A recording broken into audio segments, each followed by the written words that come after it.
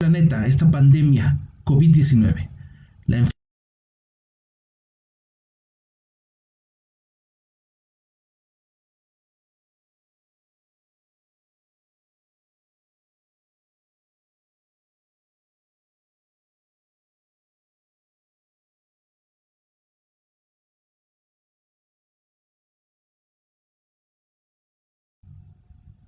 ¿Qué tal, humanidad? Bienvenidos nuevamente a esta presentación y a esta sesión que va a hablar hoy de un tema bastante interesante y bastante importante. Información elemental aquí, el día de hoy y en este momento. Déjame comentarte que estamos sumando esfuerzos COSICAL y casos clínicos de laboratorio porque creemos convincentemente que la capacitación continua es el único recurso que debemos de tener los profesionales para poder emitir juicios y comentarios acertados. Y no hay que dejar pasar esta gran oportunidad sobre la enfermedad que estamos viviendo en este momento en el planeta, esta pandemia COVID-19. La enfermedad que está azotando a la humanidad y que está poniendo en jaque varias de las cosas que la humanidad tiene por hacer, por ejemplo, la economía. Así que te voy a presentar esta primera revisión informativa sobre la pandemia COVID. Y bueno, quiero agradecer a Casos Clínicos del Laboratorio y a su titular, Jorge Luque, nuestro apreciable y amigable químico, quien, sin lugar a dudas, el esfuerzo que está realizando porque esto se lleva a cabo es muy loable. Bueno, pues para comenzar esta presentación, requiero presentarme ante ustedes nuevamente. Quiero que me conozcas como ponente para que sepas qué información es la que te voy a dar y con qué grado de certeza lo voy a hacer. Para esto también debo demostrar, ¿verdad?, mi competencia técnica, y esto con la finalidad de que tú tengas certeza de lo que te estoy hablando y que tengas confianza en que la información que te voy a proporcionar es lo más apegado posible a lo que se está circulando en redes sociales en tiempo real y también lo que está presente en la web o en los artículos científicos o en las revistas científicas. Eso es lo que nosotros estamos buscando con esta presentación en este instante de mi parte. Bueno, déjame decirte que yo soy químico certificado por una Federación Nacional de Químicos Clínicos aquí en México, cuyo nombre es CONAQUIC. También soy egresado del Instituto Politécnico Nacional, ahí me licencié como químico bacteriólogo parasitólogo, que por cierto en esta carrera tenemos una materia que es virología, y en virología pues vimos bastante información de los diferentes tipos de virus que se encuentran, o bueno, que en ese momento se encontraban en el planeta y que provocaban algún tipo de enfermedades de índole clínica. Una materia que sin lugar a dudas me encantó. Déjame decirte también que tengo una maestría en Administración de Negocios, fui egresado del IESAP y tengo un diplomado en Administración Financiera y Dirección también Financiera de Hospitales, generado por la UNAM. También déjame decirte que tengo experiencia y que me desempeñé como catedrático en la escuela que me dio la licenciatura que me vio nacer en materias de la administración del laboratorio, así como soy miembro del Padrón Nacional de Evaluadores de la entidad acreditadora de México, que es la encargada de acreditar a los, en este caso, laboratorios médicos o laboratorios clínicos bajo la norma ISO 15189. En México hicimos una traducción, es la norma NMXC 15189 en su versión 2015.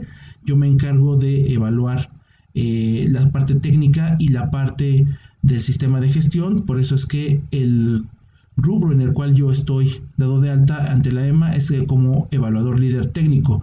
Además que he sido expositor en diferentes temas de calidad, normatividad, ponente de seminarios y de jornadas de manera virtual. También he estado en congresos, he dirigido tesis, he estado designatario en áreas de microbiología sanitaria y clínica, trabajado en instituciones públicas por más de 28 años, fui secretario de la Asociación Mexicana de Bioquímica Clínica y estuve en su mesa directiva en su último año de vida. Y bueno, también he sido director de seminarios y diplomados. Actualmente estoy como director ejecutivo en COSICAL, una empresa consultora que proporciona temas de certificación, acreditación y desarrollo organizacional, además de emprendedurismo. Y bueno, soy también experto técnico en las diferentes áreas del laboratorio clínico. Este es mi currículum resumido. La idea es que, insisto, tú me conozcas como ponente. Y bueno, aquí les dejo esta lámina donde ustedes podrán apreciar que este es el virus que actualmente está atacando directamente a nuestra humanidad, a nuestro planeta, y como decía hace unos momentos atrás, está poniendo en jaque a la humanidad, porque la verdad es que estamos viendo que tiene repercusiones no solamente a nivel de salud, sino también repercusiones a nivel de índole económico, entre otros detalles que también pudiéramos estar comentando más adelante, como por ejemplo, así de forma general, conocer por parte de este virus los nuevos mecanismos de evasión para evitar la parte de que el sistema inmune del organismo receptor, en este caso de nosotros como humanos, pues lo ataque y lo destruya. Déjenme también comentarles que esta presentación ya fue proporcionada, se dio el día primero de marzo de este mismo año, bajo el esquema de lo que nosotros deseábamos que comprendieran de manera inmediata, porque sabemos que debemos de estarnos preparando continuamente a algo que va a ser inminente, y es la llegada de este virus a cada uno de los países y altamente probable a cada uno de nuestros hogares. Entonces, qué mejor que tener información para poder resolver esta situación. En esta ocasión es la misma presentación, nada más que con datos actualizados, y también hemos hecho algunos recortes para que pudiéramos nosotros poderles presentar a usted la información más completa y más general, y que con esto se pueda formar un juicio profesional, un juicio técnico de lo que estamos vivenciando en este momento. Bueno, para comenzar en esta presentación, en esta charla que vamos a estar teniendo, tengo que hacer referencia a dos tipos de virus que en su momento provocaron tasas de letalidad considerables, y que parten también de la premisa de que son otras formas, otros tipos que pertenecen a la familia de los coronavirus, como es el caso del SARS, que en 2003 produjo una letalidad del 10%, o en el caso del MERS, que en el 2012 notificó, ¿verdad?, una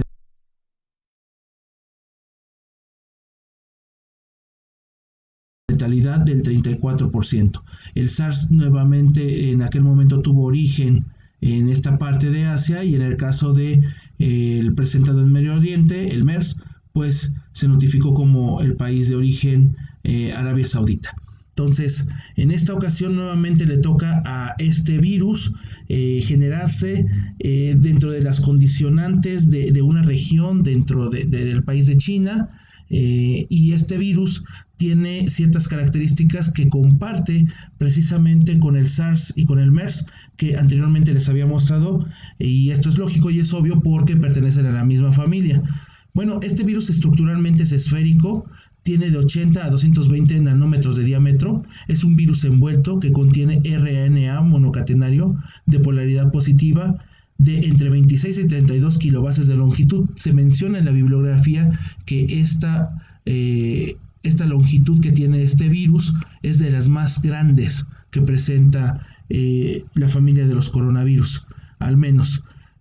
Posee una nucleocápside de simetría helicoidal, y su envoltura presenta una glicoproteína que codifica la región S de su genoma, y esta proteína es la responsable de que se unan con las células del hospedero. Importante señalarlo, tiene este virión, este virus, un tropismo con las células del pulmón humano, y eso es lo que la hace más proclive para que pueda afianzarse de la estructura celular y pueda penetrar y provocar el daño que actualmente estamos resaltando que se presenta. Comentarles también la parte importante: ¿cuáles son los grupos de riesgo que principalmente se van a ver afectados?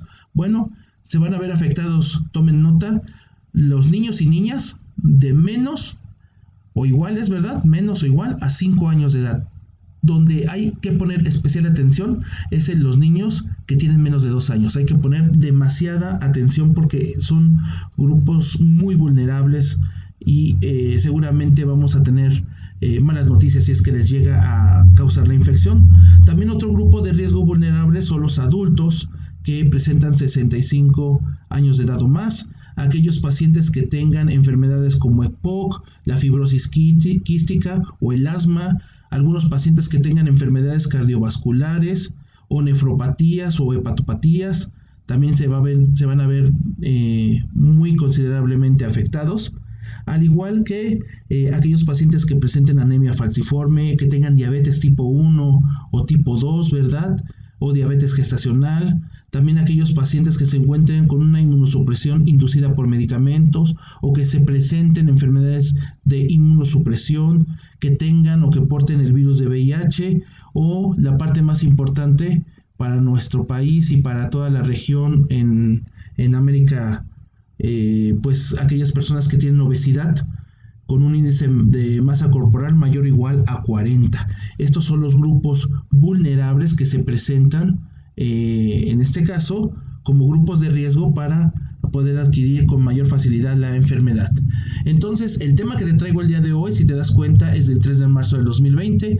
Ahora lo titulé Generalidades del nuevo coronavirus. El coronavirus que estamos teniendo es el SARS-CoV-2 y su implicación mundial. Le puse al día de corte, el 3 de marzo de 2020, porque como lo mencioné anteriormente, esta información está cambiando continuamente. Para que tú tengas conocimiento de lo que es el contexto, déjame decirte que hemos revisado bibliografía que tiene que ver con el CDC de China, la Secretaría de Salud Pública de China. Hemos estado revisando información del Ministerio Español de Salud. También revisamos información de la CDC. En el caso mexicano del INDRE.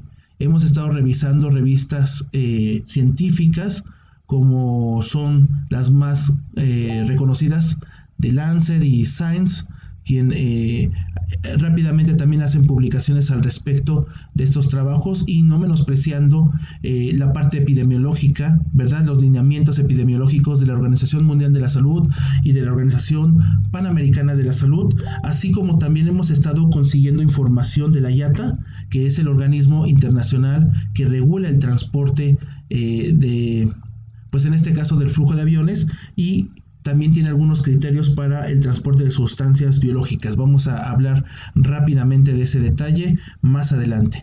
Pero bueno, déjenme decirles que todavía al día de hoy, 3 de marzo del 2020, todavía China sigue buscando al famoso paciente cero, es decir, la primera persona que dio origen a esta mutación dentro de su organismo y que fue la persona capaz de compartir con otro ser humano el agente etiológico. Se está considerando que el paciente cero oscila entre alguna de estas tres personas: una paciente de 49 años de edad, de sexo femenino, o un hombre de 61 años de edad, ya senecto, o un tercero que parece ser que tenía 32 años de edad. Estos tres pacientes son los que están considerándose como paciente cero. Aún siguen las investigaciones y también hay otra línea de trabajo en la cual está diciendo que estos pacientes no necesariamente tuvieron que desarrollarla, sino que alguno de ellos provocó que el virus mutara, lo traspasó o lo contagió a un animal y este animal a su vez lo contagió ya mutado a otro organismo, en este caso humano.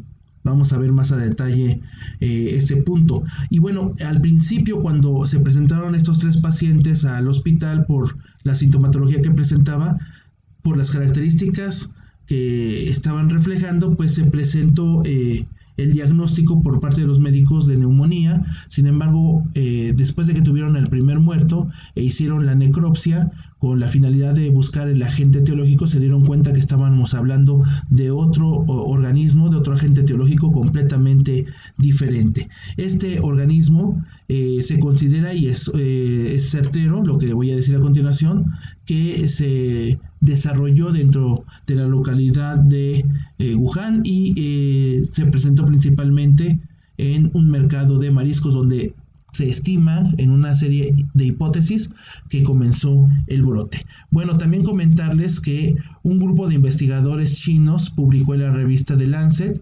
que la primera persona que tuvo este contacto, este paciente cero, pudo haber tenido contacto con el virus, pero no tuvo contacto directamente con el mercado, es decir, él no estuvo presente en el mercado en el momento en que se hizo esta situación de brote.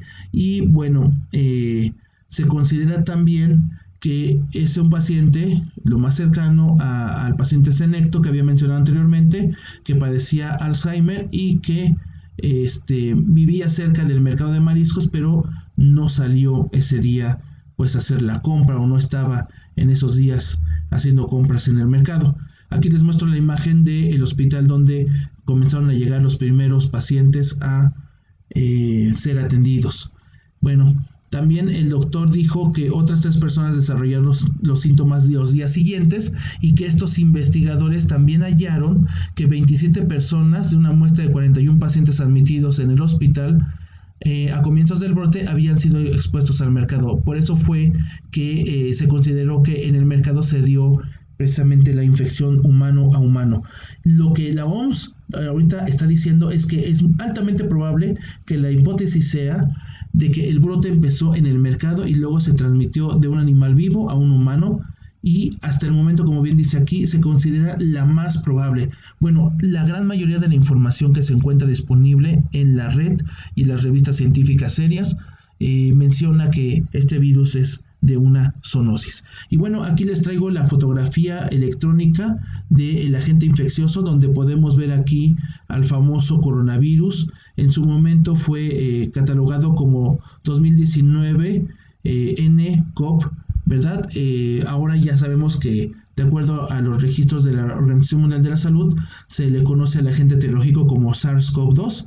Y bueno, aquí lo vemos con sus coronitas, por eso es que adquiere este nombre como coronavirus. Esta es la proteína S expresada del virus.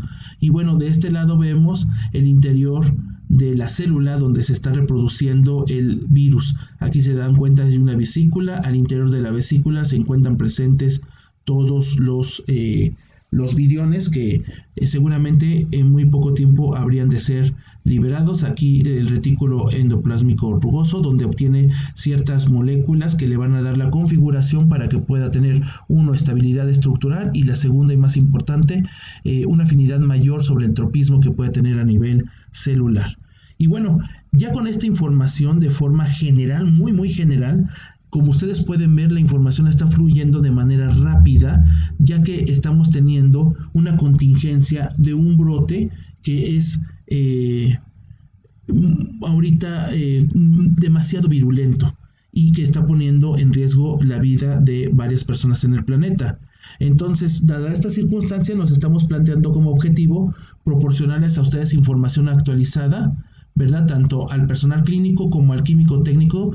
Le puse aquí de los servicios auxiliares de diagnóstico porque vamos a darnos cuenta que como tiene un tropismo sobre las células de pulmón, pudiéramos nosotros no solamente estar haciendo estudios de laboratorio, sino también de gabinete, y que el personal médico de los gabinetes de imagenología, ¿verdad?, pudieran también tener algunos conocimientos respecto a este punto. Bueno, buscamos que la población general o el cuerpo médico tenga alternativas rápidas, dice aquí, para establecer un diagnóstico, que sepan cuál es el tratamiento, que sepan cuál es el seguimiento de esos pacientes que presuntamente o que ya están infectados con el SARS-CoV-2.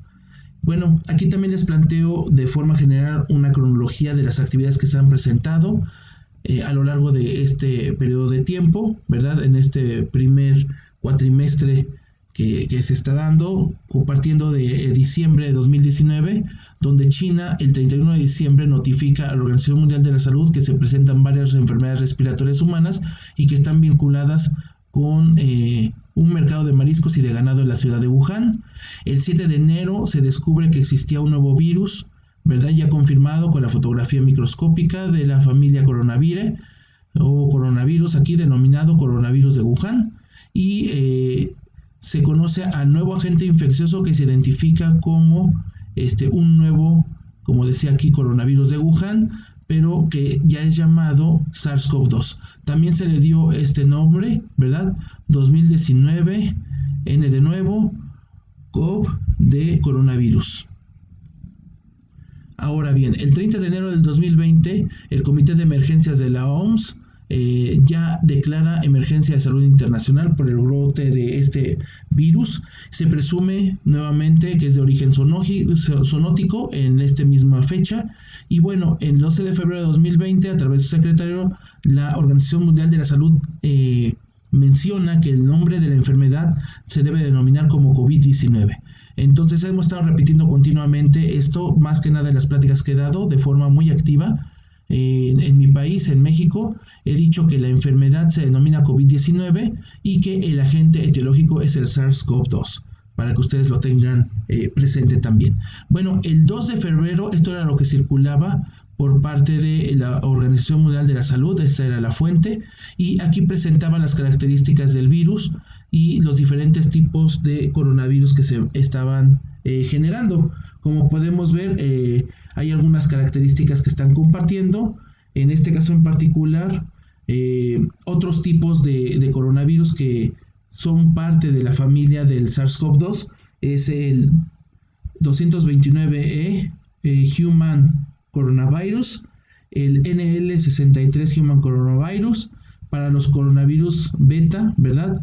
El Human Coronavirus OC43, Human Coronavirus HKU1, ¿verdad? Que son cepas típicas para lo que se presentó como enfermedad de SARS y de MERS respectivamente, de acuerdo a lo que les estaba mencionando de esos países. En este caso en particular, ya sabemos que por las características que comparten genéticas, el SARS-CoV-2 forma parte de los beta coronavirus. Y eso se sabe ahorita, pero en aquel momento, el 2 de febrero, miren cómo estaba circulando la información. Nada más teníamos esta fotito, ¿verdad? Algunas características muy generales. Y bueno, ustedes saben que ahora ya esto está modificándose día a día y se está actualizando la información. Por ejemplo, a las 8:06 de la noche del día 3 de marzo del 2020 hice el corte de caja de cómo está distribuido en el planeta este virión.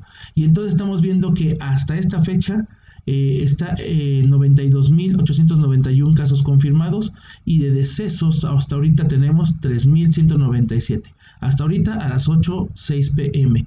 Ustedes pueden consultar en tiempo real esta información en este vínculo para que puedan ver minuto a minuto cómo se está comportando el virus. Y bueno, conocer, como se ve aquí, la distribución de dónde se encuentra actualmente el virus. Si se dan cuenta, primer lugar, aquí se ve China, segundo lugar, Corea del Sur, tercer lugar, Italia, de acuerdo al tamaño del número de casos confirmados. En el caso de mi país, pues apenas tenemos 5 casos confirmados, estamos hablando de un brote, pero en el caso de este país, que en este caso es China, pues miren ustedes la densidad que se está notando.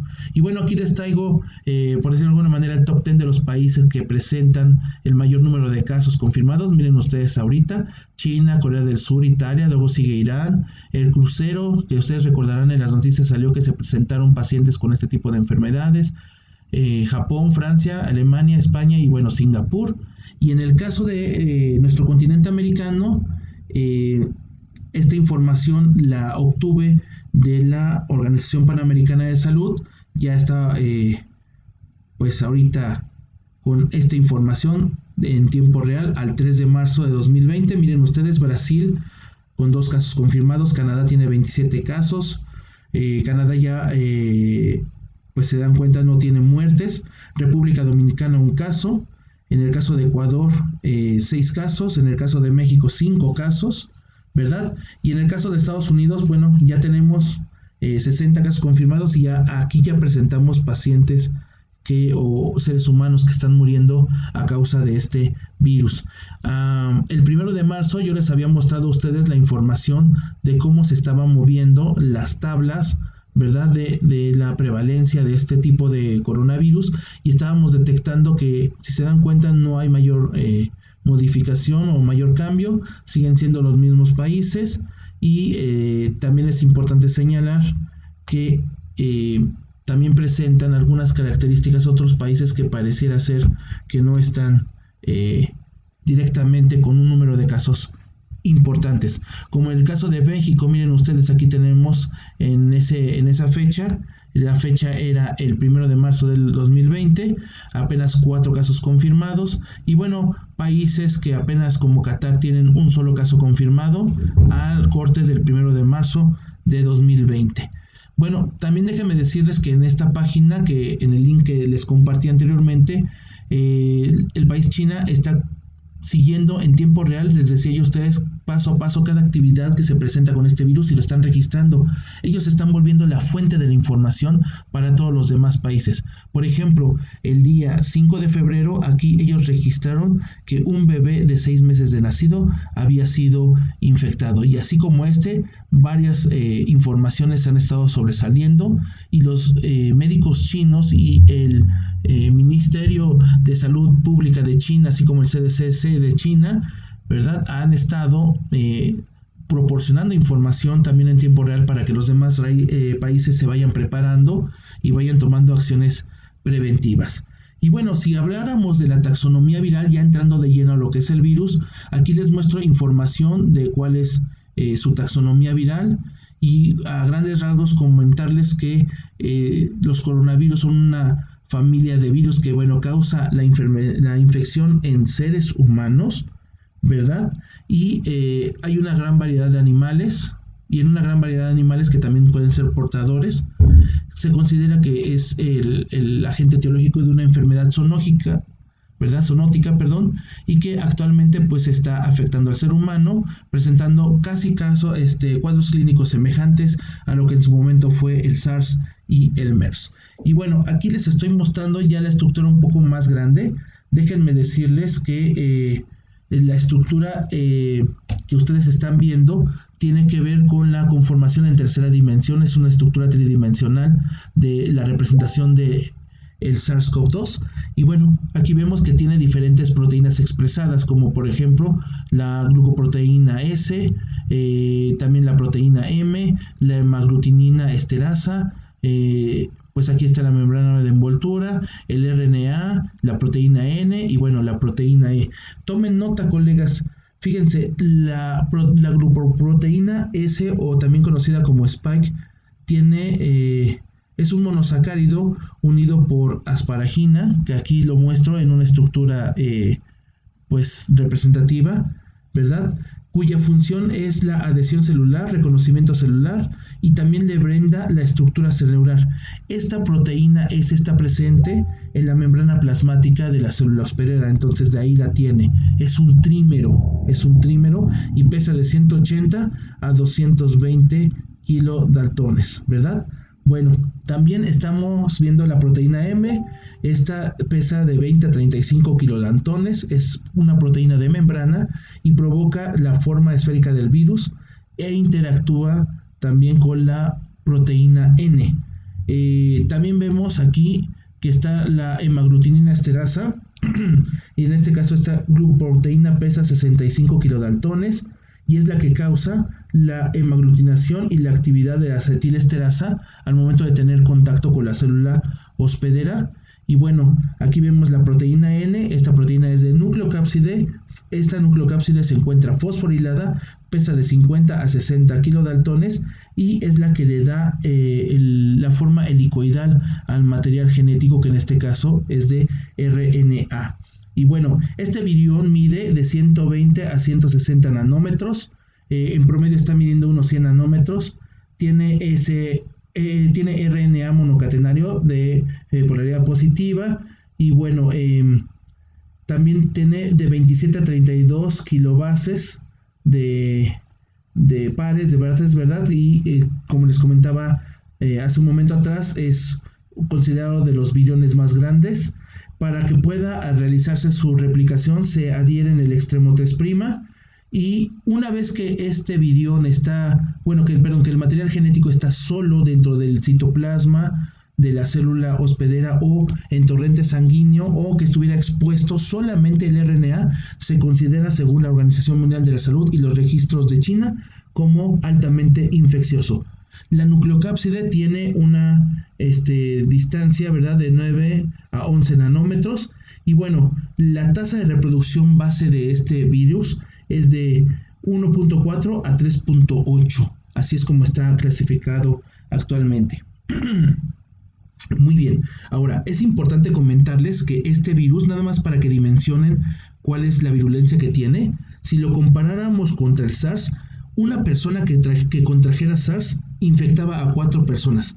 En el caso del COVID-2, en este caso del SARS-CoV-2, una persona infectada puede infectar hasta 36 personas, es decir, transmitirle el agente etiológico a 36 personas. Fíjense, una persona a 36. ¿Esto de dónde se extrae? Bueno, una investigadora del IS Global Hospital Clinic de Barcelona, Natalia Rodríguez, en su investigación descubrió esta proporción de contagio entre la población humana. Y bueno, como buena noticia, la Universidad de Texas en el 20 de febrero de este año publica en la revista Science que la proteína espiga o esta proteína S, esta que estamos reconociendo aquí, ya la han sintetizado, ¿verdad? Ya conoce los genes que provocan que esta proteína se sintetice. Se descubrió que esta es la proteína específica para el tropismo en las células del pulmón, y este grupo de investigadores considera que si hay una modificación a esta estructura a través de una vacuna, eso pudiera impedir el contagio de un humano hacia otro. Entonces, hasta el momento, hasta el día de hoy, todavía no hay resultados al respecto, todavía se está creando la vacuna. Ya el día de hoy también el gobierno chino dijo que iba a invertir más dinero para que se pueda desarrollar la vacuna. Y bueno, Estados Unidos también está haciendo una investigación exhaustiva a través de la CDC para poder generar una vacuna. Necesitamos, ¿verdad?, este recurso para poder continuar o prevalecer vivos. Y bueno, si habláramos un poco de la replicación del virus, recordando aquellas clases que teníamos de virología para los que las tuvieron, y para los que no, pues a lo mejor sería importante considerar cómo poder adquirir esta información. Yo les dejo aquí una página para que ustedes puedan accesar a ella y de forma muy dinámica y muy representativa les explique los pasos que tiene este proceso de replicación. En este momento, nada más de forma general y por cuestiones de tiempo, voy a dar lectura y voy a hacer una explicación rápida de cada una de estas etapas o de estos procesos que tiene el virus para que se pueda replicar dentro de la célula hospedera en este caso. Entonces, hay 7 etapas o 7 procesos que debe de seguir el virus. El primero es absorción. Recordemos que la absorción puede ser reversible o irreversible.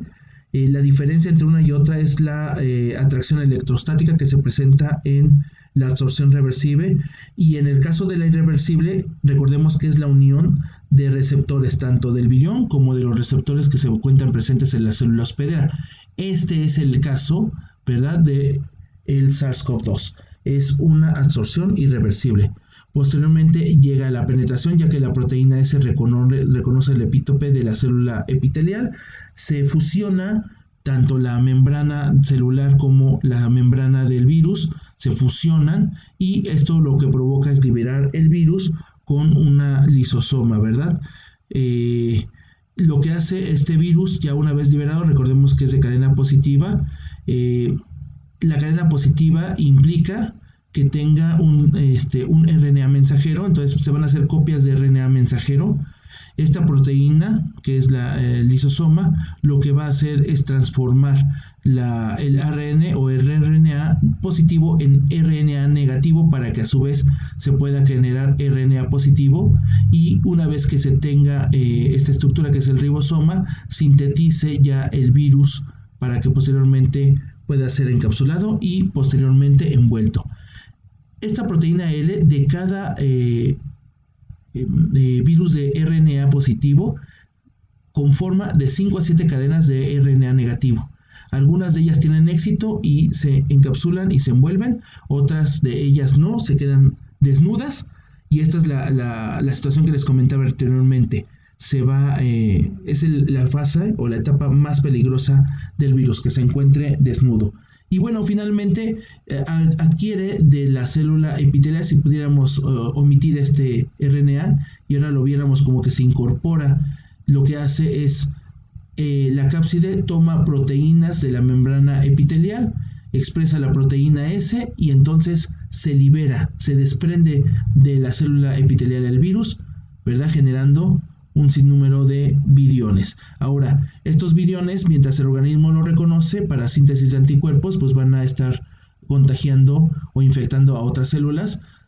pero a lo largo del tiempo se espera que el sistema inmune pues reconozca como cuerpo extraño este virión y lo ataque. Debido a la rápida generación o replicación del virus y a también alta mutación que presenta el virus, está complicando que el organismo, en este caso nuestro sistema inmune, pues reaccione y elimine a este virus. Y bueno, también mencionarles que viene una etapa de decapsidación. Una vez que entra a la célula epitelial, libera la cápside y esa cápside deja libre también al RNA. Hay una etapa de síntesis y replicación que es a través de la proteína L. Después viene un ensamblamiento. Este ensamblamiento para este virus se realiza primero en el retículo endoplásmico rugoso, donde adquiere otro tipo de proteínas, y posteriormente entra al aparato de Golgi, donde ahí adquiere otra conformación de proteínas y también se crea la estructura de la nucleocápside para que pueda almacenar o plegar de forma helicoidal el RNA. Y bueno, finalmente viene una etapa de maduración, prefinalmente viene una etapa de maduración donde en esta etapa se forman al interior de la célula vesículas, se está replicando continuamente el virus, está permitiendo que tenga cierta estabilidad la conformación de las estructuras proteicas del virus, y finalmente pues llega la liberación, que es lo que les decía yo, se vuelve otra vez a subir hacia los bordes de la célula epitelial, retira parte de las proteínas que tiene la célula epitelial y se desprende. Esta parte se le llama o se le conoce como la liberación. Ahora, es muy importante hablar de la penetración y por eso es que voy a hacer un alto en el camino. Recordemos que hay dos tipos de virus. Puede haber virus envueltos o puede haber virus desnudos, ¿no? O sin envoltura. En este caso yo les comentaba que este virus particularmente es un virus envuelto. Entonces aquí me voy a concentrar en la penetración para virus envueltos. Recordemos que en este caso en particular, penetración de virus envueltos, la forma en cómo se realiza es a través de una fusión de membrana, que es el caso que estamos presentando, y el otro caso era por una endocitosis, ¿verdad? Y posteriormente tiene también liberado el lisosoma para que pueda hacer la replicación de este virión. En este caso no es lo que realmente hace el virus, el proceso que hace el virus es una fusión de membrana, dejando libre pues la cápside. Entonces ya con esta información pues aquí podemos ver cómo se realiza precisamente la replicación del virus. Llega el virus SARS-CoV-2, reconoce la proteína HDDP4 que se encuentra en la superficie de la célula, ingresa por esta fusión de membrana, liberando pues en este caso la cápside, y posteriormente con el lisosoma libera el RNA mensajero. Hay una transcripción, ¿verdad? Y algunos virus que se vuelven otra vez a conformar como una parte helicoidal. Hay otros que se replican, como decíamos, de 5 a 7 copias, ¿verdad? Posteriormente hay una transcripción del RNA positivo a RNA negativo, perdón, de RNA negativo a RNA positivo, y posteriormente ya entra en juego la proteína N para estar enrollando o superenrollando de forma helicoidal el material genético. Entra al aparato de Golgi, donde adquiere nuevas proteínas y a partir de ahí se hacen ciertas vesículas con la información ya del aparato de Golgi, es decir, con la expresión de las proteínas que se pueden obtener de este mismo, y finalmente se adhiere a la membrana, al borde de la membrana en el citoplasma para agarrar proteínas de la célula y liberarse. Es impresionante. Yo, tanto en vivo como ahorita en grabación, insisto, este virus es impresionante. Es muy malvado, pero está muy bonito su ciclo de vida y las características que presenta.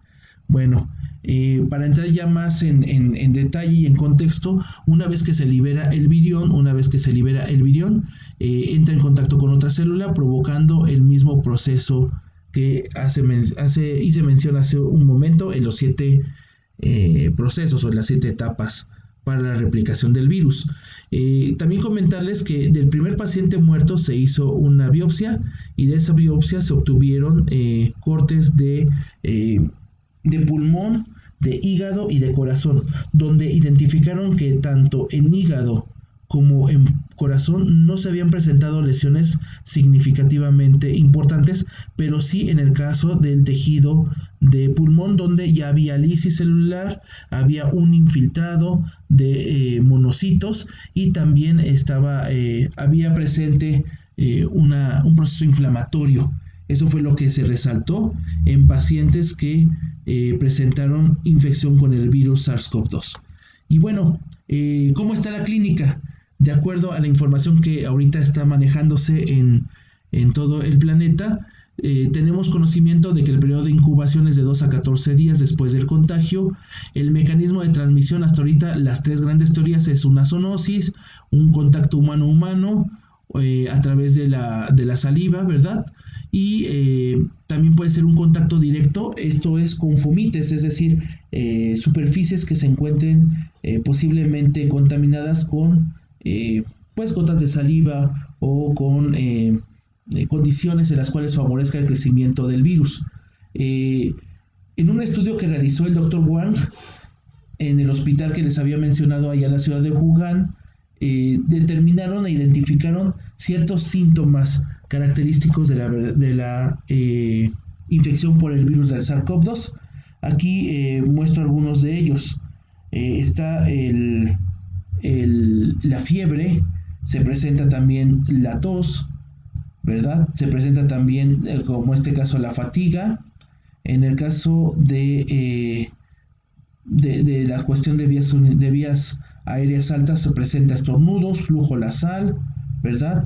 Dolor de garganta y la característica importante es la falta de aire, es decir, hay una sensación de falta de aire por parte de los pulmones porque no están funcionando adecuadamente bien y hay una opresión, hay un dolor a este nivel de pecho que pone en riesgo pues en cierta medida la estabilidad del paciente.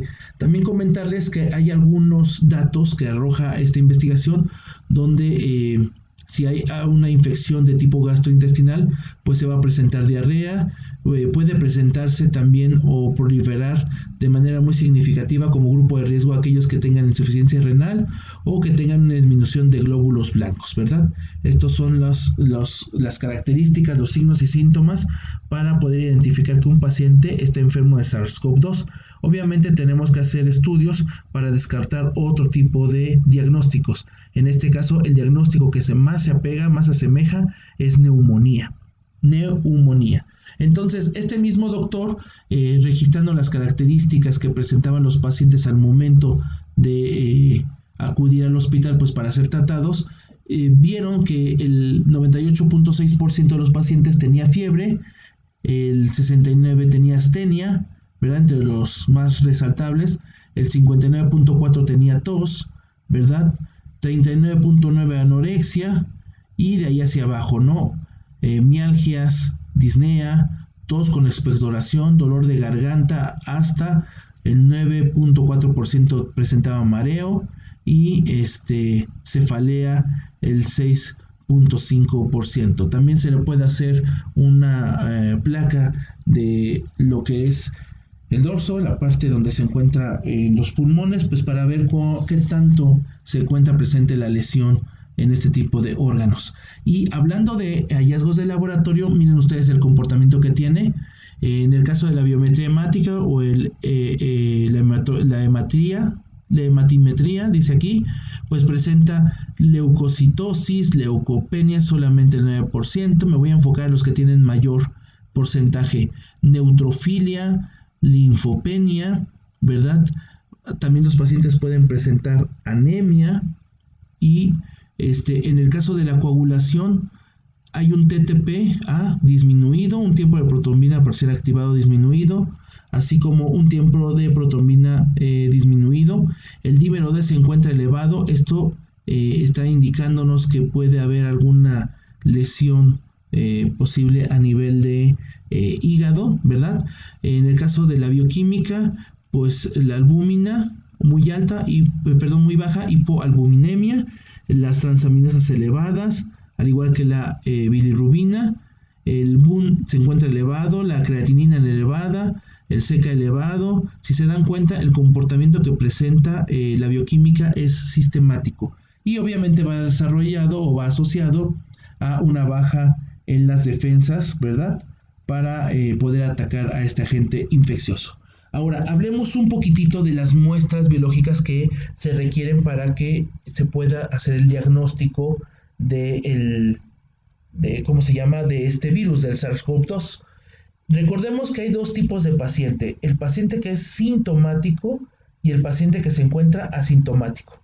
En el caso del paciente sintomático hay dos estudios que se pueden realizar. Uno es el PCR en tiempo real, ¿verdad? Y el segundo es una prueba serológica. Esta prueba serológica con búsqueda intencionada de los otros tipos de coronavirus, de la familia de los coronavirus, que pueden causar desde un resfriado común hasta enfermedades respiratorias graves. Entonces ustedes deben de considerar que este no va a ser tan específico como en este caso lo es el PCR en tiempo real. Bueno, continuemos con estos mismos. Me voy a enfocar ahorita en la serología, que es un poco más sencilla de explicar. Comentarles que lo que se hace es una búsqueda intencionada de anticuerpos contra human alpha coronavirus, beta human coronavirus, ¿verdad? Principalmente. Y lo que buscamos en este tipo de detalles es que se le tome al paciente un suero, una toma de muestra sanguínea, y a partir del suero se le haga una prueba que pudiera dar indicios de que estuviera presente el virus. En este caso, el alfa coronavirus, y el beta coronavirus de forma general. Posteriormente, después de 2 semanas, se le pide al paciente que vuelva otra vez a asistir al laboratorio y se le vuelve a tomar otra vez la muestra de suero. En el momento en que ya tengo las dos muestras, dadas las características que se requieran de acuerdo al fabricante o la metodología que ocupen, se tienen que correr en el equipo para que veamos cuánto es la modificación que ha tenido en titularidad de anticuerpos uno con respecto a otro. Y para que pueda ser esto válido, tiene que ser 3 veces más que la concentración inicial o basal que se tomó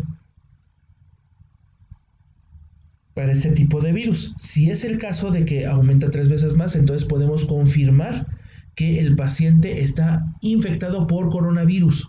Por lo tanto, sí valdría la pena hacer una prueba confirmatoria para la búsqueda intencionada de SARS-CoV-2. Y en el caso, por ejemplo, de el PCR en tiempo real, aquí lo que nos sugiere la bibliografía, que es la que estoy marcando aquí abajo, es que el tipo de muestra sea a partir de esputo, a partir de aspirado o lavado bronquioalveolar, y también, si fuera el caso, que estuviera complicado extraer ese tipo de muestras, pues entonces se obtenga a partir de frotis nasofaringios u orofaringios, ¿verdad? Así como el lavado y aspirado nasofaringio. Esto no se recomienda, no es tan específico, aumenta solamente la probabilidad de que podamos identificar al microorganismo, en este caso al virus, y también es importante considerar, ¿verdad? Que esta situación no es el estándar de oro. Y bueno, aquí tenemos algunas características que deben de considerarse, como por ejemplo el almacenamiento y embalaje. Si llegan al laboratorio, dice aquí en menos de 78 horas, pues la recomendación es de 4 a 8 grados centígrados mantenerla, es decir, en refrigeración, y si va más allá de 72 horas, se almacena a menos 80 grados centígrados, menos 70 grados centígrados, alguna otra bibliografía lo menciona. En el caso, por ejemplo, del PCR, para aquellos que son asintomáticos, es decir, que están en contacto en zonas de riesgo, pero que por su característica laboral no ha salido, hay que aplicar. Si la persona sale o si la persona no sale, en este caso, pues de donde se encontraba, ¿verdad? Si fuera ese caso en particular, entonces, ¿verdad? Pudiera a lo mejor como es asintomático, provocar que haya una infección muchísimo más factible y sin control, estimados colegas. Entonces hay que tomarnos en consideración para ese tipo de pacientes asintomáticos. Hay que tener mucha observación, mucha minuciosidad por parte de los clínicos para poder distinguir cuando el paciente es sospechoso o cuando no es sospechoso. Aquí lo que se solicita es que se haga una muestra, se obtenga una muestra de un frotis nasofaringio u orofaringio, ¿verdad? Podría ser el esputo para realizar el PCR y la característica es que tendría que hacerse 14 días después del último contacto documentado. Esto se refiere ¿se acuerdan del periodo de incubación que estaba yo mencionando anteriormente? Este periodo de incubación, decía yo, es de 2 a 14 días. Entonces, si después de estos 14 días se presenta alguna situación de signo y síntoma, pues valdría la pena hacer la prueba para descartar SARS-CoV-2, pero conocer a lo mejor el agente etiológico. Y en el caso de serología, igual, nada más que a diferencia de lo que es el paciente sintomático, hay que considerar, ¿verdad?, aquí que pues se haga sobre el último contacto documentado. Bueno, también en el caso mexicano, en la experiencia mexicana, aquí el material que nos menciona es que debe ser transportado en un material de medio de transporte universal viral, que se debe tomar la muestra, en el caso de exudado faríngeo y nasofaríngeo u orofaríngeo, con hisopos de dracón o de rayón, con un mango de plástico flexible. Esto es con la finalidad de no molestar al momento de realizar la toma de muestra. Y bueno, lo que habíamos dicho, se transporta a condiciones de refrigeración. Si es menos de 5 días, esta bibliografía mexicana dice que debe estar almacenada de 2 a 8 grados centígrados y si es mayor, menos de 70 grados centígrados. Ahora, el comentario y la recomendación internacional al momento de hacer la toma de muestra menciona que tanto el exudado faríngeo como el nasofaríngeo u orofaríngeo deben ser con este material, en este caso los hisopos de dracón, incorporarlos o embeberlos en el medio de transporte viral para que aumentemos con ellos la probabilidad de búsqueda. Sin embargo, es importante comentarlo, si presentan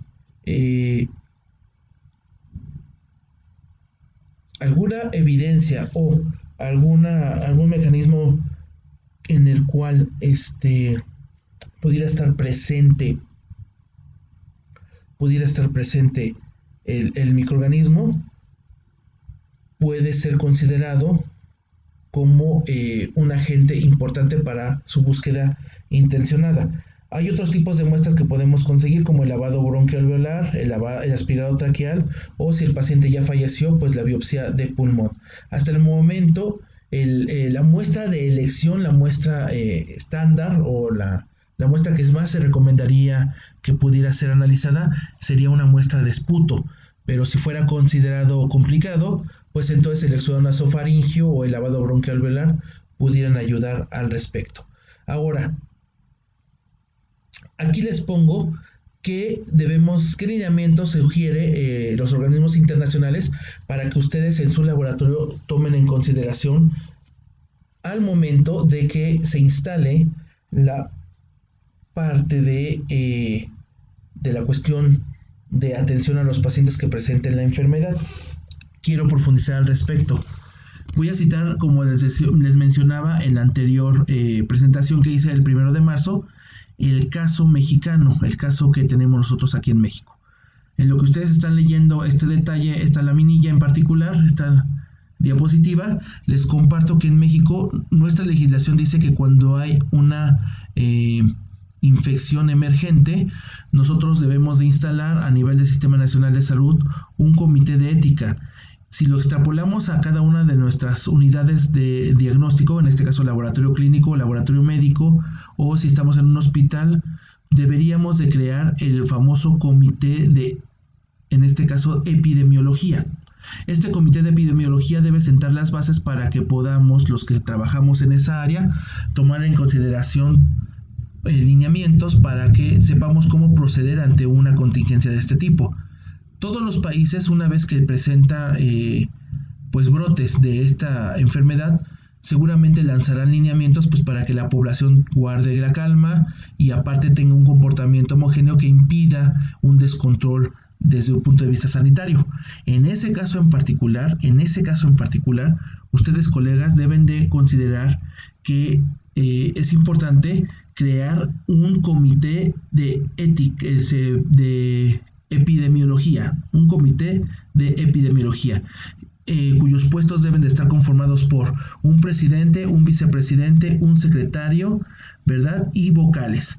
Los vocales pues deberían de ser conformados por médicos, por enfermeras, por personal adjunto, personal adscrito al área administrativa, personal químico, ¿verdad? O técnico, si fuera el caso, y personal de médico encargado de los servicios auxiliares de diagnóstico, ¿verdad? Principalmente de gabinete e imagenología.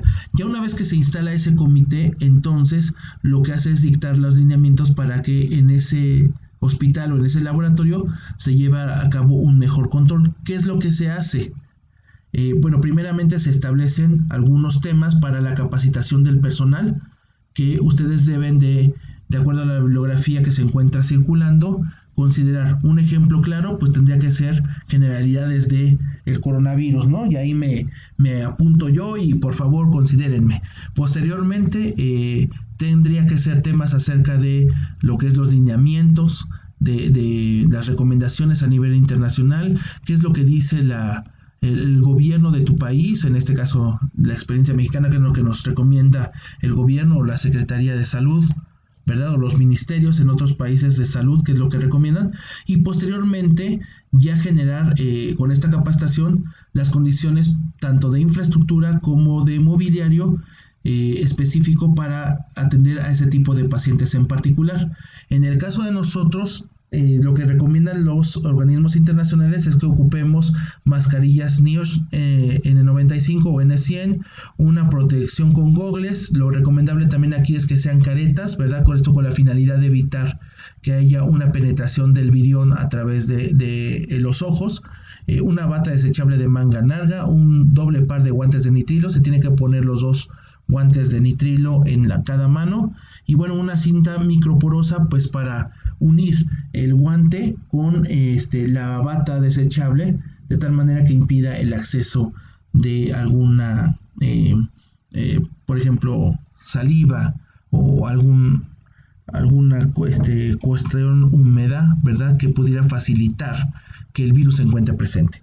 Y bueno, también se recomienda que tengan zapato de seguridad, que haya una dirección única de entrada y de salida de flujo de personas que tengan sospecha de que estén enfermos de COVID.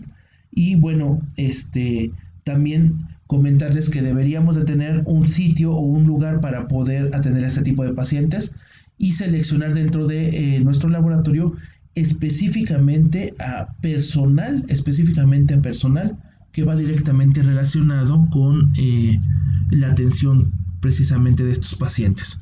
Y bueno, aquí les manejo también los lineamientos. Yo les recomendaría que en su país revisaran, esos son los lineamientos mexicanos. Yo les recomendaría que en su país revisaran cuáles son los lineamientos que tienen para la toma de muestra, en este caso de del cultivo nasofaringio, ¿verdad? De la toma de muestra nasofaringia o de lavado alveolar. Aquí les manejo las características que hace un momento he estado mencionando. Y bueno, presentan diferentes criterios, tanto de aceptación como de rechazo. Para nosotros debemos de rechazar si es que no presenta con la documentación que justifica epidemiológicamente el análisis del caso, si el medio de transporte viral se encuentra virado, ¿verdad? De amarillo, de rojo a amarillo o rosa, y si no fue tomada con un hisopo de Dacron, sino que fue tomado con, por ejemplo, algodón. Esto no sirve, el algodón mata al virus y no permite que podamos obtener un resultado adecuado. Consultar, ¿verdad?, cómo se hace un exudado nasofaringio. Me parece que esta información hay de sobra en tanto libros de bacteriología como en las redes sociales y en internet. Me parece que que hay suficiente y robusta información al respecto. Y bueno, también considerar los criterios para el envío de muestras a los laboratorios de referencia. El 1 de marzo yo estaba haciendo referencia, valga la expresión, a que en México se le conoce a los laboratorios de referencia como aquellos laboratorios maquiladores. Nosotros, por ejemplo, si tú tienes un laboratorio acá en este país, México, y no tienes ni el equipamiento ni la metodología, pero estás vendiendo la prueba, pues tú lo que haces es tomar la muestra y remitirla a un laboratorio que subcontratas para que la procese. Está mal llamado, pero así en México se le conoce como laboratorio de referencia. Por lo regular los químicos dicen, hay que enviar esta muestra al laboratorio de referencia.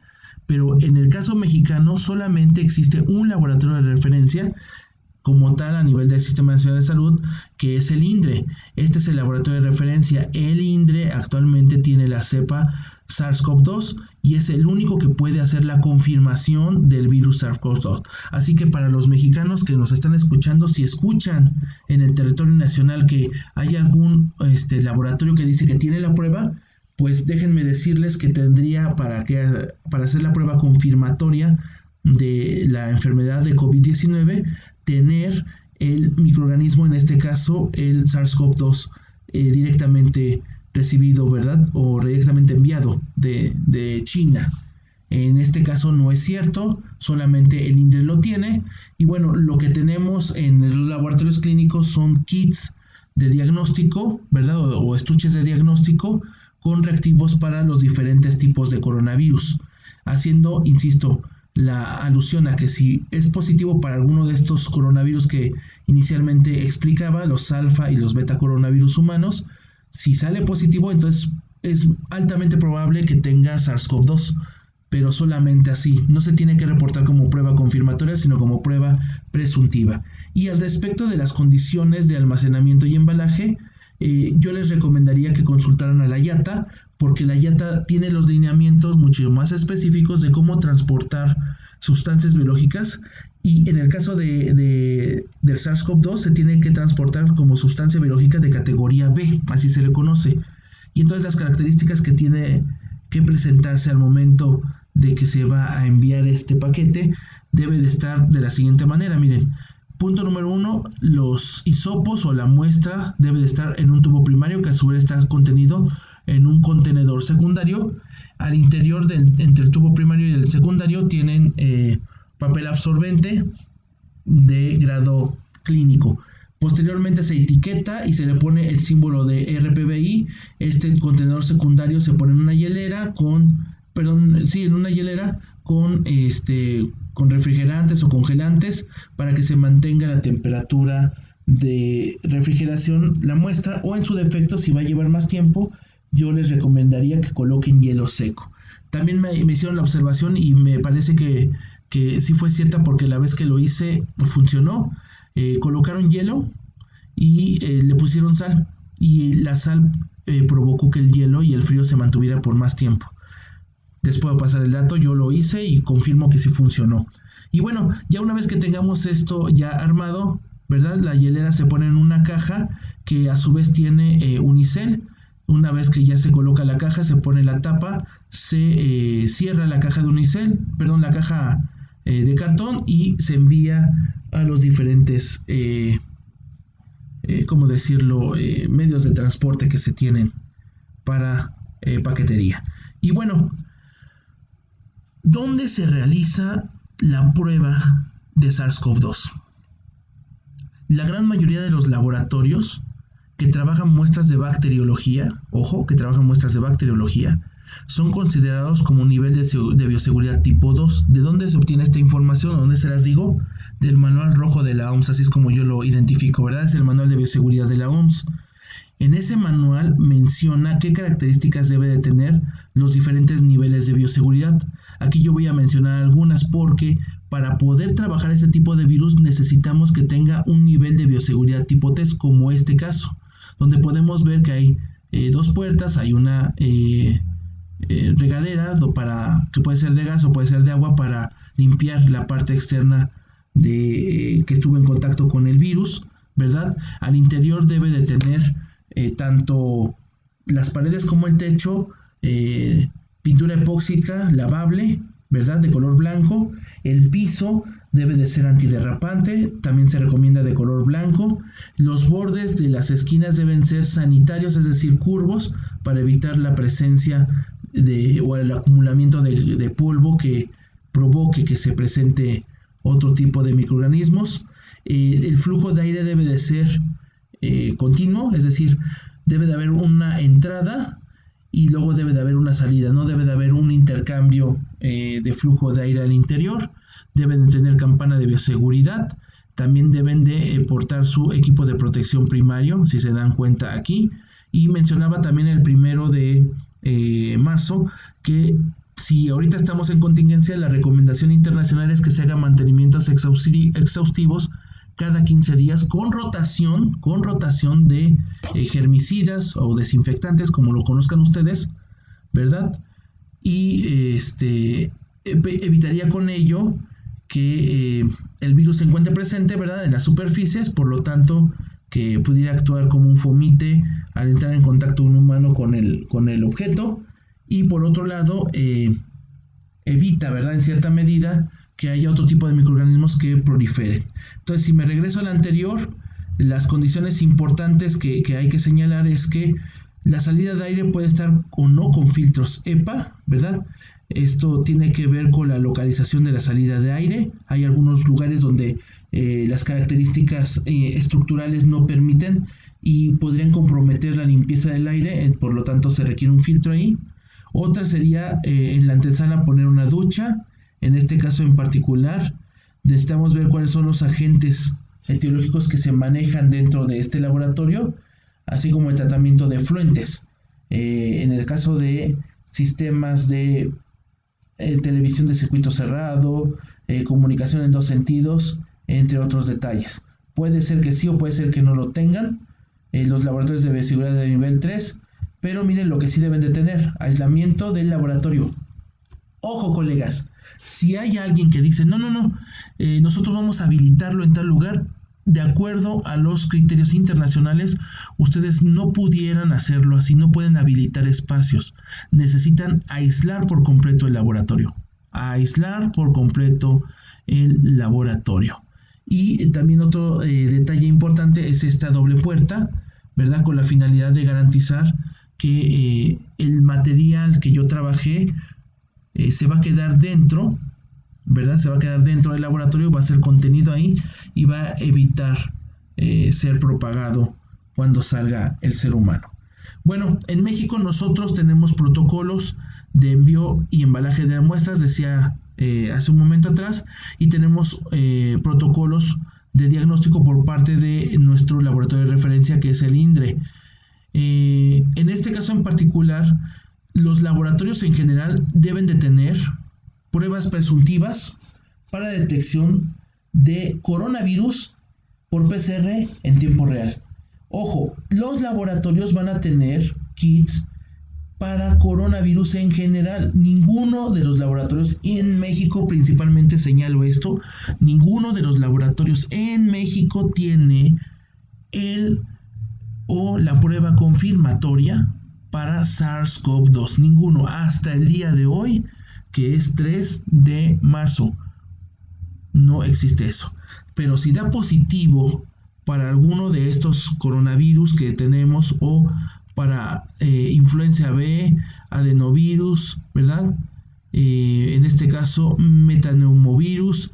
Entonces, si da positivo para alguno de estos, es importante que se envíe al INDRE, quien va a realizar un reporte a la Dirección General de Epidemiología indicando que el resultado fue positivo para este tipo de virus, ¿verdad? Y en el caso de que el resultado no haya sido positivo, pues entonces lo que hace el INDRE es confirmar a través de la obtención de un resultado negativo que el paciente tenga o no COVID-19.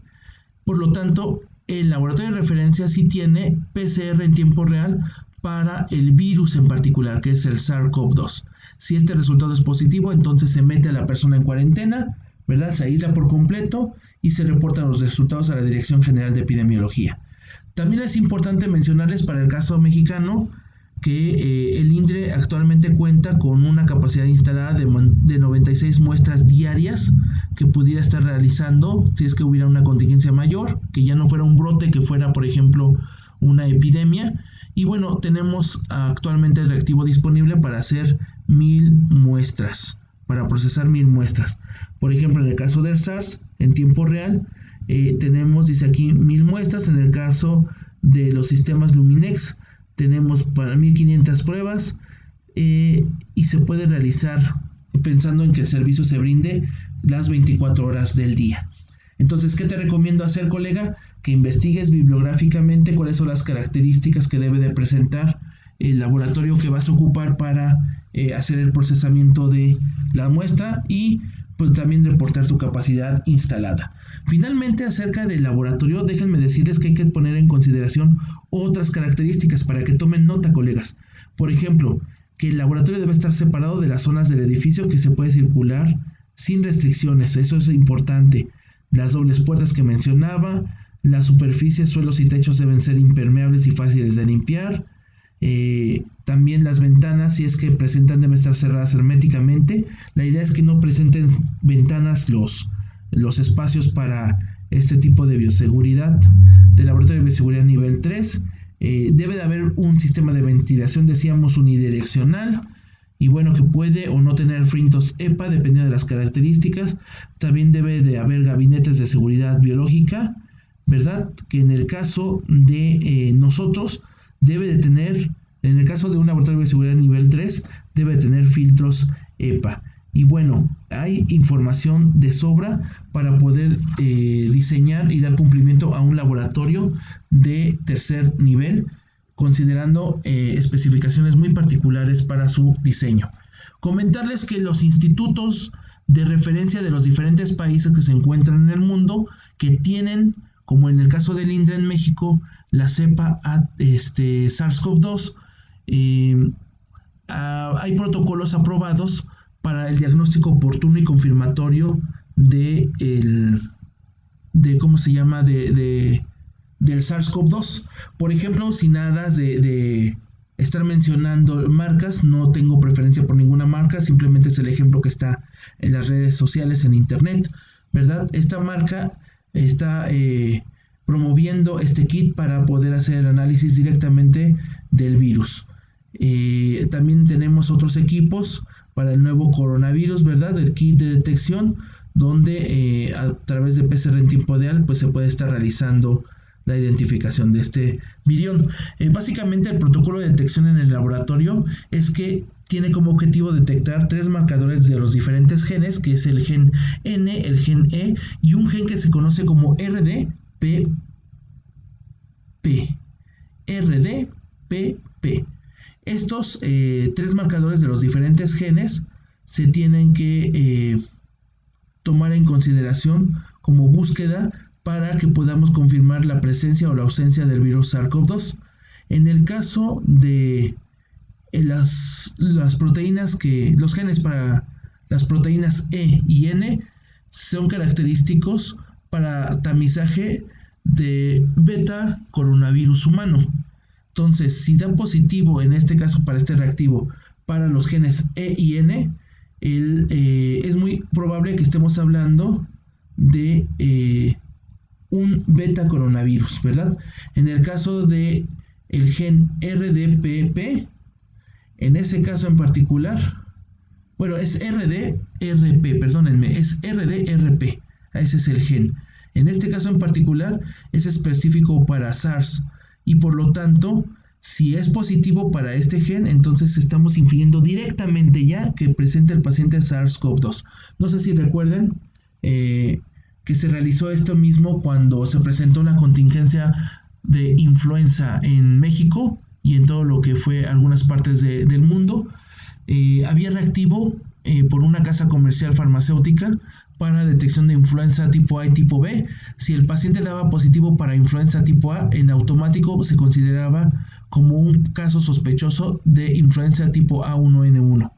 Este caso es el mismo. Si existe el gen para la proteína RDRP, si existe ese gen, entonces estaríamos en automático diciendo que tiene SARS-CoV-2, porque este gen es específico para los virus SARS. ¿Esto dónde lo saqué? Bueno, hay una investigación, una publicación de Gorman generada en este mismo año, hablando al respecto de estos detalles. Y bueno, también hay un protocolo, un algoritmo de diagnóstico, señalar de manera importante que no existe hasta el momento un tratamiento específico para el SARS-CoV-2 para que lo mate, ni tampoco existe un tratamiento específico para la enfermedad, ¿no? Para el tratamiento de la enfermedad. Entonces, lo que hicimos en México fue tener un protocolo, un algoritmo para poder saber qué es lo que se le va a dar al paciente en caso de que presente este virus. En ese caso en particular, primero hay que pasar por una prueba presuntiva, después por una prueba confirmatoria. Si el resultado es positivo, les decía yo, se pone en cuarentena al paciente, se reporta a la Dirección General de Epidemiología, y esta es la encargada a su vez de darle seguimiento al caso sospechoso, ¿verdad? Una vez que le da seguimiento al caso sospechoso, establece medidas de control sanitario, ¿verdad? Se toma la muestra después de los 14 días, y si esta muestra secuencia el virus, entonces se someten a acciones de control. Si fuera negativo, entonces se pueden establecer condiciones de diagnóstico diferencial en caso de pacientes sospechosos. ¿Ok? Ahora, muy importante,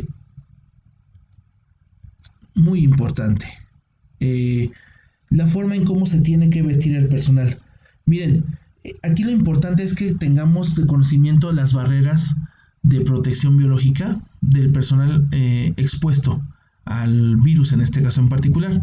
Si comparara la foto de abajo, que es médicos de China, con respecto a un analista que se puede encontrar en este país, pues las diferencias en cuanto a la vestimenta son abismales, son muy diferentes. Pero es importante considerar que debe de ser del material cuyas características están establecidas a nivel internacional. Entonces ahí yo les recomendaría a ustedes que se metieran a la OMS para que puedan hacer este seguimiento y saber qué tipo de material es el que tienen que estar comprando para proporcionarlo a los empleados o a los colegas técnicos o médicos o enfermeras que van a atender a los pacientes que tienen la enfermedad. Y bueno, en el caso mexicano, nosotros nuestro protocolo establecimos cómo es el orden de colocación de pues este atuendo, ¿verdad? Este equipo de protección primario. Primero, por ejemplo, dice aquí que se tienen que lavar las manos. Una vez que se lavan las manos, se coloca la mascarilla, se vuelve nuevamente a lavar las manos del personal. Posteriormente se pone los gogles o la careta, ¿verdad? Posteriormente se vuelve a lavar las manos, se coloca la bata desechable, se vuelve a lavar las manos y finalmente los guantes. Una vez que finalice los guantes, se coloca la cinta porosa para que pueda sellar esa barrera que está expuesta. Ahora, no es así como un sellito de adorno, ¿eh? Tenemos que reforzar, que duela la muñeca cuando estés pasando la cinta adhesiva, porque la idea es que no haya intercambio gaseoso a ese nivel que pudiera ser simbólico o que pudiera suponer que va a entrar alguna micela de saliva con el virus presente. Ahora, para el desvestido, el orden de retiro es primero comenzar con los guantes. ¿Por qué se comienza primero con los guantes? Porque guante con guante va a estar en contacto, pensando en que los guantes tuvieron contacto con el agente etiológico. Después se lava uno las manos, ¿verdad? Después se quita la bata, se lavan las manos, se quita el equipo de protección ocular, que son los gogles, se lavan las manos, después se quita la mascarilla y se lavan nuevamente las manos. Ese es el orden de vestido y desvestido de el equipo de protección primario. Y bueno, en el caso de la mascarilla en particular, en el caso de la experiencia mexicana, no sé en otros países, aquí ya escaseó, ya no hay mascarillas. Honestamente, la mascarilla no es una barrera primaria de elección, y les voy a comentar por qué. Nosotros estamos mencionando, o bueno, yo les estoy mencionando, que este virus tiene una afinidad o un tropismo por células de pulmón. Eso quiere decir que va a estar en condiciones óptimas para su desarrollo. 37 grados centígrados, 36 grados centígrados, en las cuales está de manera muy cómoda. Cuando yo toso, lo que provoco es que material genético y los virus que se encuentran en el pulmón, pues podrían ser expectorados no solamente a través del esputo, sino a través también de saliva y de aire, en donde se puede encontrar este tipo de virus como agente infeccioso, ¿verdad? Bueno, si yo tengo la mascarilla, esta mascarilla se va a estar humedeciendo. El estar continuamente humedeciéndola va a provocar, uno, que se abran un poco más los poros, y la segunda, que se provoque una infección asociada por la presencia de esta condición en la mascarilla. Entonces, ¿cuál es la recomendación acá? Si la va a usar la mascarilla, úsela solamente en aquellos pacientes, ¿verdad? O cuando usted esté en contacto con pacientes, que ya sepa que tuvo contacto con alguna persona que tuvo a su vez un viaje a China, en Wuhan, o que tuvo un vuelo aéreo, o que tiene una enfermedad de índole respiratorio, de vías respiratorias altas. En ese caso sí vale la pena que las personas usen la mascarilla quirúrgica. Pero para el personal de salud es importante que no use esta mascarilla, sino que use la mascarilla NIOSH95 o N100 o FFP2. Esta mascarilla es de más utilidad y va dirigida al personal de salud, colegas. Por ejemplo, en el caso de China, miren aquí a los policías, estos presentan mascarilla NIOSH 95, pero bueno, las condiciones económicas allá y aquí son totalmente diferentes. Y este tampoco no es pretexto, pero valdría la pena señalar o expresar cuál es la situación que provocaría en costos la presencia de esta medida de contingencia. Bueno, aquí las medidas de precaución van dirigidas completamente al personal de salud, que tenga una adecuada higiene de lavado de manos, que use guantes en todo momento, si va a atender pacientes que use la mascarilla, que use su bata. La bata no debe estar en contacto con otras áreas, es una bata específica para pacientes que están enfermos de COVID y se regresa a un espacio confinado para no tener ese flujo por otras áreas de trabajo, ¿verdad? Eso es lo que debemos de considerar. Ahora, en el tratamiento decía yo hace láminas atrás que no había tratamiento aún, no hay tratamiento aún, pero si ustedes quieren trabajar de manera preventiva la posibilidad de contagio, sí existe algunos medicamentos que pueden ayudarlo o ayudarla. Por ejemplo, en el caso de los inhibidores de neuraminidasa, el oseltamivir, que aquí lo veo representado, pudiera ser el ampliamente utilizado y ha tenido algunos efectos positivos, aunque no contundentes. Pueden utilizar este medicamento. En el caso de análogos de nucleósidos, está la ribavirina o el faviparivir. Estos dos medicamentos lo que hacen es inhibir el crecimiento del virus, tanto de DNA como de RNA. Y en el caso del favipiravir, ha demostrado eficacia en virus como el virus de la gripe, el oeste del Nilo, la fiebre amarilla, entre otros detalles. En el caso de SARS-CoV-2, pues al momento no se cuenta con este tratamiento, con esta información, ¿verdad? Que nos permita determinar que es adecuado y que pueda eliminar el virus. Pues hasta el momento eso no existe, pero pudiéramos en un futuro no descartar que va a tener ya alguna solución. Y bueno, si hablamos de inhibidores de proteasa, la Comisión Nacional de Salud de la República Popular de China recomienda el suministro del antiviral, el interferón alfa, junto con lopinavir y ritonavir, de 400 y 100 miligramos 2 veces al día, y lo que hace es fortalecer las condiciones del organismo. En el caso de optar por anticuerpos como tratamiento monoclonales, se recomienda la administración del anticuerpo monoclonal REGN-EB3, ¿verdad? O del anticuerpo monoclonal MAB114.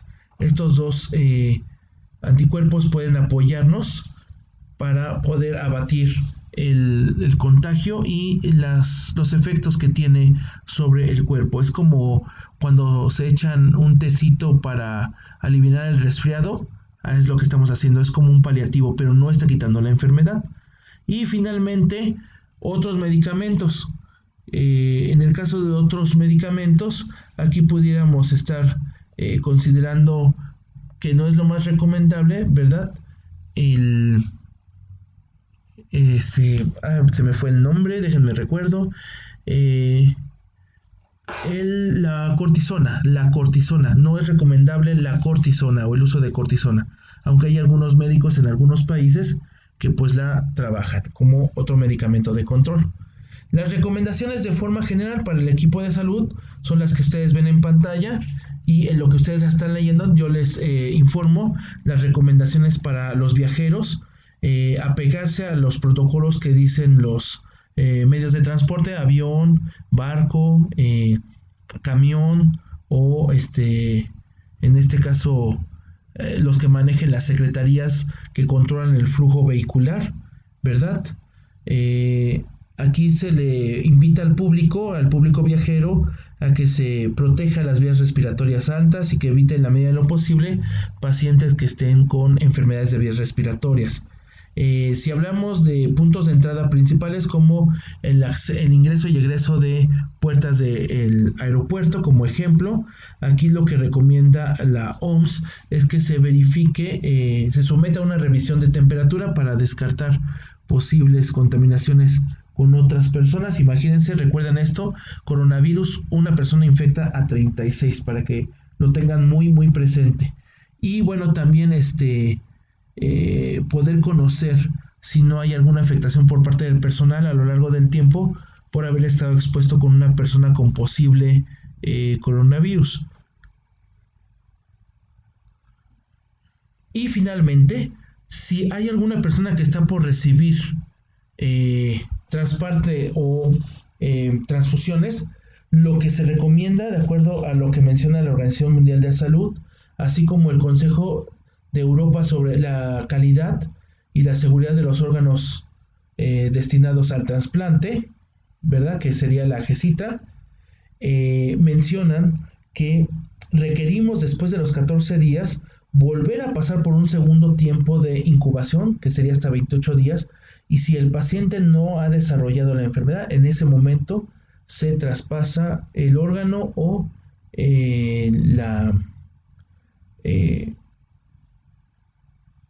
no se traspasa el órgano o en este caso no se realiza la transfusión sanguínea. Y bueno, me fui directamente a la página del gobierno chino. En su página oficial del gobierno chino pues tiene, les digo a ustedes, el Ministerio de Salud de la República Popular de China, que continuamente está mandando como boletines acerca del nuevo coronavirus. Dentro de esta, miren lo que menciona. Si va usted a estar en contacto con otra persona, debe estar alejado por lo menos de 1.5 a 2 metros. Lávese las manos abundantemente. Si usted está en contacto con un objeto que tuvo una persona que estuvo en contacto con la enfermedad o con algún paciente de coronavirus, se recomienda use cubrebocas y use guantes. No se recomienda la exposición prolongada al sol porque el calor no mata al virus, así como tampoco bañarse con agua caliente, eso no mata al virus. También es importante señalar que un alcohol de 90 o total de concentración no mata al virus, tiene que ser alcohol al 70%, si no, no es efectivo. Si tú tienes prendas de lana, no porque esté más cerrado significa que el virus no va a entrar, al contrario, puede entrar. Y lo que sí es importante que señala el gobierno chino es portar con la mascarilla NIOSH 95. Bueno, ahora hablemos un poquitito de manera rápida de las implicaciones mundiales que esto trae. Como hay una afectación directa a la población es la que se encarga de generar el Producto Interno Bruto de los países, ¿verdad? El trabajo continuo de estos ciudadanos pues provoca que haya un índice de Producto Interno Bruto bueno o no tan bueno. Una de las características importantes pues para poder realizar trabajo es que estén sanos. Si las personas no están sanas, entonces las consecuencias económicas son complicadas. Por ejemplo, ya se está presentando disminución del PIB, de las exportaciones e importaciones de los países, de crecimiento económico de los que dependen de la moneda china, o la propia China está decreciendo ahorita en un 2%. Hay un decrecimiento del turismo, retroceso en las actividades comerciales, afectación a las principales divisas. Por ejemplo, nosotros en México apenas se dio el anuncio de que teníamos un paciente con la enfermedad de COVID-19, en automático el peso se subió ante el dólar. Y bueno, también pues el precio del barril se disminuyó, obviamente porque pues si no hay personas que vayan a trabajar, pues no se requiere mayor demanda de energía y por lo tanto pues no se puede hacer uso de el petróleo, ¿verdad? Como convencionalmente se está realizando. Yo hice otras anotaciones, estimados colegas, hice otras anotaciones donde hago referencia a unas cosas en particular que pongo a su consideración. Por ejemplo, una implicación mundial también es el bioterrorismo, ¿verdad? Si estamos viendo que es un virus muy letal, pues ¿por qué no modificarlo y mutarlo y otra vez, si alguien se pone al tú por tú, pues utilizarlo, ¿verdad? O para manejar adecuadas técnicas de biología molecular, ¿verdad?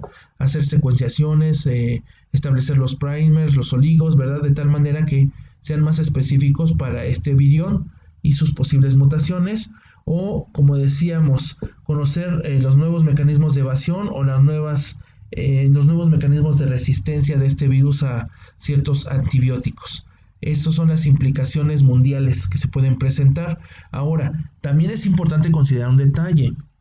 Se va a ver mucho de por medio como implicación mundial el manejo adecuado de la información y cómo es que los diferentes gobiernos están transmitiendo a su gente medidas de prevención para evitar la propagación del virus. Esa es una implicación mundial, porque si se requiere algún recurso adicional y el país no lo tiene, pues eso pondría en riesgo la parte de control en el mundo de este virus. Y bueno, les dejo una serie de bibliografía. Aquí podrían tomar una foto de pantalla para que ustedes puedan accesar a los diferentes documentos que tuvimos, a reserva de los que ya mencioné a lo largo de la diapositiva, como por ejemplo estos. Aquí ponemos los demás para que ustedes puedan acceder a esta información y puedan sacar también sus propias conclusiones. Insisto, yo nada más estoy dando las generalidades. Poco a poco vamos a ir dando las particularidades para que ustedes estén lo más embebidos posible de este tema. Y bueno, pues yo les quiero dar las gracias por haberse esperado hasta este momento. Sé que es un tema complicado, sé que no es un tema fácil en cuestión de tiempo, pero yo te voy a recomendar que lo escuches de manera continua para que puedas tener alguna noción en particular al respecto. Y también considera otro tipo de definiciones como qué es un brote, qué es una endemia, qué es una epidemia, qué es una pandemia, para que dimensionemos en función de estas definiciones cómo es que se está llevando a cabo la propagación de este virus en donde tú te encuentres. Pues yo espero haber contribuido informando con datos importantes que yo sé que pueden utilizar, y además también pueden encontrarme en Twitter como @ialvarado y en Facebook como Gurú Mexicano de la Calidad, Irving Alvarado. Cualquier pregunta, con toda confianza, ustedes siéntanse con la confianza de hacerme los cuestionamientos. El día de ayer también comentarles que hicimos una sesión de preguntas y respuestas con respecto a la primera presentación que generamos de coronavirus, de COVID, del SARS-CoV-2, de la enfermedad COVID-19. Hicimos una sesión de preguntas y respuestas. Estuvieron interesantísimas las preguntas. También di las características del medio de transporte viral universal. Pues ustedes pueden accesar a la página de casos clínicos, buscar la sesión de preguntas y respuestas, y ahí van a poder encontrar las respuestas documentadas que generé mientras estaba en la entrevista. Y si no lo escribieron en esa plataforma de Facebook, pues las preguntas se respondieron en vivo mientras estábamos haciendo las recomendaciones y proporcionando información en tiempo real. Y bueno, también les dejo la información de la empresa en la cual nosotros estamos manejando este tipo de información. Si ustedes tienen dudas de cómo hacer un laboratorio de tercer nivel, si ustedes no saben cómo implementar un plan de contingencia o cómo establecer esta atención, este protocolo de atención o establecimiento del comité a nivel de personal de salud, pues contáctanos, nosotros te podemos dar la información. No pienses que te vamos a cobrar, no, No te vamos a cobrar, pero sí te vamos a orientar acerca de cómo puedes tú buscar esa información y ya tú decidirás.